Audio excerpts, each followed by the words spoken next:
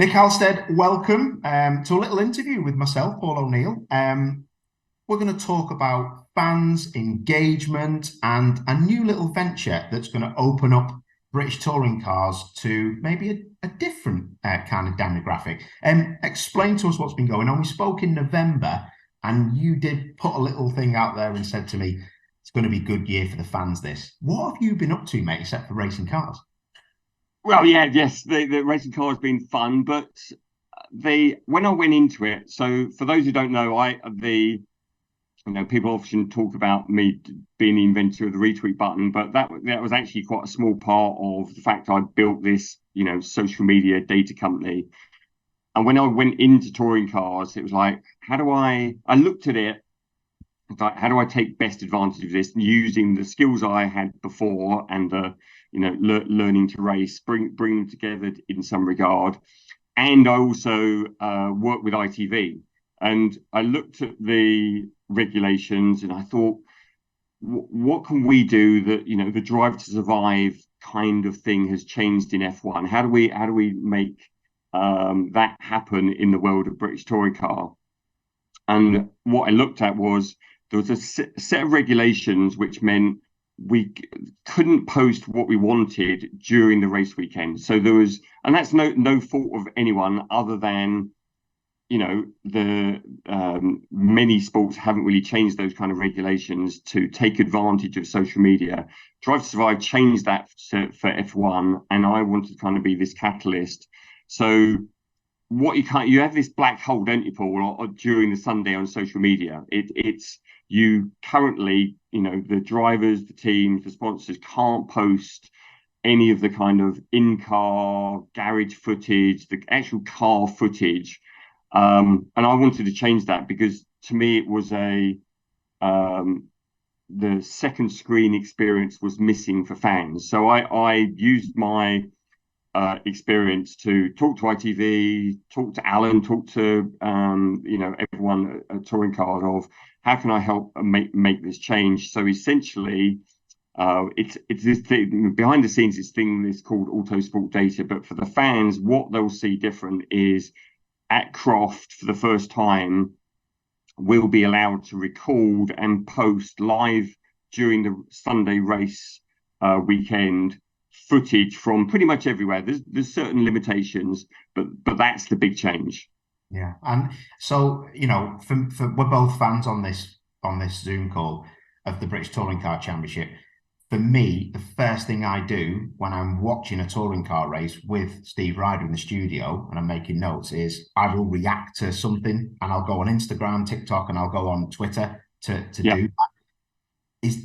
And I'm 43, so there's going to be a younger demographic, isn't there? There's going to be people seeing amazing things going on in touring cars and go, oh, what's that? And that's going to be clicked on, isn't it? That's going to open it up massively to a lot of people who are using those platforms. Yeah, it was. I always saw it when I saw the team posting things like post weekend. There was always this like almost they do like Accelerate 10 who I drove for do their like 5 minute summary of the weekend, but there was these black holes, so you'd get all the great little shots of interviews with the drivers, bits going on behind the garage, but there's this like invisible part which is the most important part that the fans want to see, and so that engagement means the fans can then see that live. If someone drives across the finish line, the team will be able to video that, post it live, and the fans will be able to engage immediately with it. It'll be 30 seconds, a minute afterwards, and they'll see that footage. And that is, that's good for everyone. It's good for ITV because that actually returns, the people who don't know about British touring car will see it on social media, go, wow, I've started getting into motorsport mainly, I think mostly, through F1, but then they've missed out on the fact that we have, the number one national racing is British touring car, and they may never have heard of it, but the new demographic are going to see that on social media and then, work out where they're going to get to watch it. Yeah, it's unbelievable, isn't it? Like you say, it's going to be real time. And things you've never seen before. Everyone can see someone celebrating from a team, but to see it on the pit wall, Yeah. it's just gonna open everything up. And with, with Formula One Drive to Survive and things like that, it's a heads up to everybody how important social media is, and not just how, giving the fans what they want. It's the analytics side of it as well, because that's what autosport data is about, isn't it?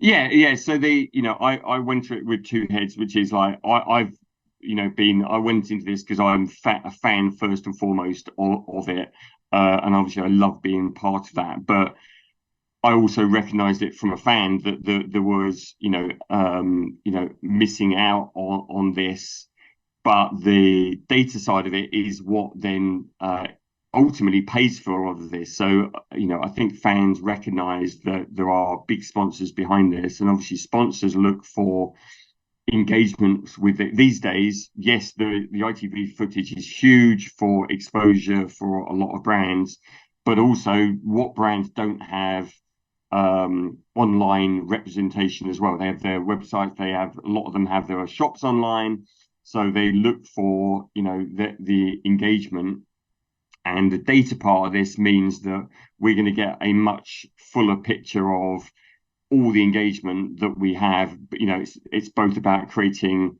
new content that fans can engage with, but also then tracking it so we can then go back to the sponsors and go, look how big this formula is, and hopefully that will up the budgets for the drivers, and make the overall British touring car more healthy by bringing just exposing it more on social media. Just like let's face it, look, Drive to Survive has reinvigorated F1 massively, hasn't it?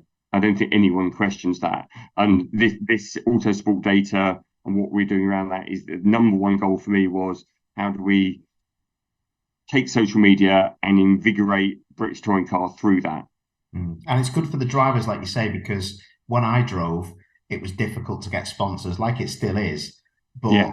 this will open it up because there's real life data and demographics in everything that a big corporate partner would want to see, I would think.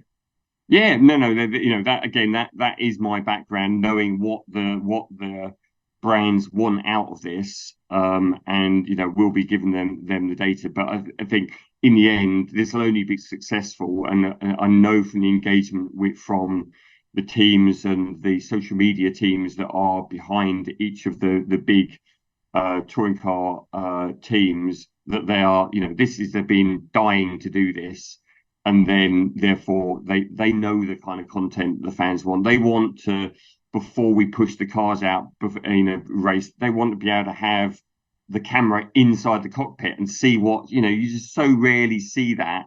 You see Louise obviously does a great job on the grid of sticking the camera in a few cars, but you very rarely see all the operational stuff that goes on inside the garage of, tires, engine, the cockpit, and all the rest of it. I think there's a lot. Obviously people love the chance to come inside the garages. Not everyone obviously can, but this is a way for all fans to be able to see much more what goes on inside the garages as well. And so the drivers are up for it. I would like to think the teams are showing an interest now, and also you've got a partner which is Quick Fit, and Yeah. Toka are fully behind it as well. Good times. Yeah, so obviously I couldn't do this without Alan and the whole of British Touring Car, wanting to do this with ITV as well. So I do count myself just more of a catalyst. There's been hard work, but it's in the end everyone's been involved to make it happen. It's going to for the whole championship just be much bigger. Yeah. And people probably don't know this, Nick, but you are one of the main reasons why YouTube now shows British Touring Car qualifying, and why the fans now get an extended qualifying with things like Louise and Tim Harvey's pit walk before the cars go out, and the more information. So that's just a little insight in what's to come, isn't it, really? That if you do open things up and put them on the internet, you have a little bit more time to do things for the fans. Yeah. To me, it was I think any sort of the sort of fans that loved watching the qualifying knew how it was, again, no one's real fault that they'd really looked at how painful that was.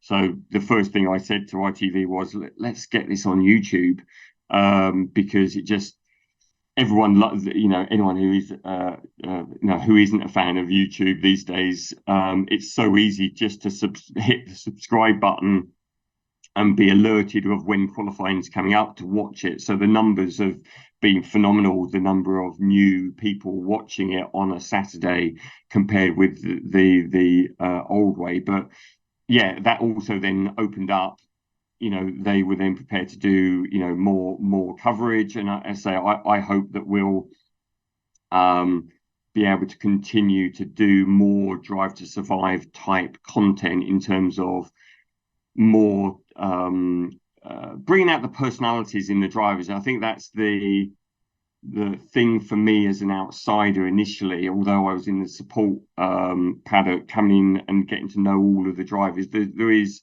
some real personalities across all the teams. There's, for me, obviously, with Tom and being in my own team, you realise how funny Tom is and how personal he is, and it's like, how do we get more out of all the drivers? Because there are some real characters, and it's a bit like Kimi in F1, isn't it? They don't always have to be the characters because they're fluent. It's because they just, everyone has their foibles, and I want going into next season, drive more ways of engagement that shows the driver, not just. I sometimes think the fans are engaged with the car and a bit the driver, but it could be a lot more about the drivers as well. On that note, actually, I think Drive to Survive come a bit too late for Kimi Räikkönen, because that would have been absolutely astounding TV. Yeah, it would have been. But for anyone who's if anyone's ever, I recommend anyone listen to what's it? Is it The Mechanic? I think the book, and then he turned it into an audio book. Some of the things that Kimi got up to were hilarious. He comes through in his sort of interviews, but all I'll say is that I think we could expose a lot of that in British Touring Car, that the fans would. I often, I think social media is about people in the end, isn't it? People want to engage with the personalities more than anything. So making, I hope this extra footage we can generate is also going to allow us to do more live recording of the drivers just before they get into cars, post-race interviews, and just areas where we couldn't get to before. Yeah, because brands will tell us that people buy from people, and that a big thing, isn't it? So it's pretty good. All looks good. There's probably a lot more to it than you're telling us, because I know you've been busy trying to get it all sorted out. But yeah, going forwards, can I ask, will the support races get the same opportunity if they want to? Yeah. The key was, because it's been hard just to get the touring car done, because there'll be, the short answer is yes, it will come. We want to get Croft out the way, maybe 2 weekends we've nailed, because again, you're right, there's logistics in the background. There's the one bit I didn't mention, what the fans will see is all of the footage on the Sunday. You will see a watermarking of the official footage will have ITVX and the British Touring Car Quick Fit logos at the bottom of every video. So anytime you see that, any fan that sees that, this will be part of this new approach to posting things. So that was basically to allow ITV to know that any new footage that's going out there is going to then also promote it back, and people go, oh, I now know what it is. It's just as much about going, okay, if a fan engaged with that bit of content, oh, where's it from? It's going to be bleeding obvious because it'll have the logos on there. Yeah, so they will know. And so so everybody is winning out of this, and it's It's a pretty good thing, isn't it? It's a good thing, and everyone seems to be taking an interest in it. Talking about Croft this weekend, you're getting Yeah. ready for British touring cars at Croft. Um, on the back of this, you've kind of got other brands involved. Crazy Karts. You've had a few races. You've got one on Saturday evening, 6:30 at Croft. Tell us a bit Yep. about that. Yeah, It's we're gone down back well there on again. Twitter. Yeah, everyone's been asking about the unfortunately we it didn't happen at Alton where there was a logistical failure, so and everyone was disappointed. But all the drivers are back. We've got who's doing it this weekend? Dan Rowbottom, Tom Chilton, Jack Butel, Michael Crease. Sorry if I've forgotten someone, but that they'll all be there. Yeah, 6:30 on a Saturday in a crazy cart. Down at turn one, so hopefully people will stick around to watch that. And then we are for planning with ITV for Knock Hill to actually turn it in, because what we've tended to do so far with it is we've recorded lots of footage and we've got all the sort of fun clips from it, but we've not shown a whole race. Mostly because some of the first few races were so chaotic. You probably heard about them. You know, Jack Butel managed to flip his car at one point at the end of the race, only because he did it deliberately. It wasn't unsafe. It was just Jack being Jack, which was a huge fun. But now we're actually going to record the whole race, and then ITV hopefully will do a whole feature, which will go out on the Knock Hill Sunday, and we'll actually be doing it.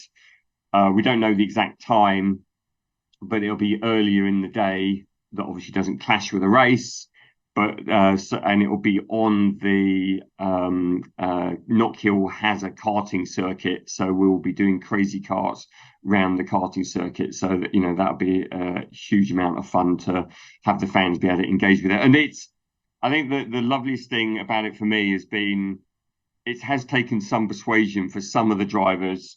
And we will get you on it at some point, Paul. We've got to have some of the historic drivers come do it, or have you commentate. The Dan Robot, his face I remember at Thruxton. It looked like we were about to murder him or something when he walked up. And then we couldn't get him off it because he and Jack were the winners from it, and they were both just couldn't get them off their carts at the end of it. So the drivers absolutely love it, and you can see it in the footage because everyone's having such a great time, and everyone is like, "Oh, who needs British touring car when we've got crazy carts to do?" They absolutely love it. So and that I hope will become a longer term thing for next season as well.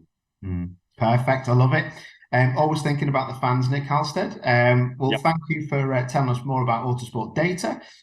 Hope the first weekend of it all goes good, and let's make sure the fans are out there looking at this new content, seeing everything that's good, and also turn one, 6:30, Croft Yeah. on Saturday. Michael Crease is back, isn't he? So might Yeah. have a Yeah. few fans Chris down will there, be and there. that'd be Yeah. lovely, wouldn't it? But yeah, good luck for this weekend, and Yeah. thanks for the time and telling us what's going on. Brilliant. Thanks, Paul.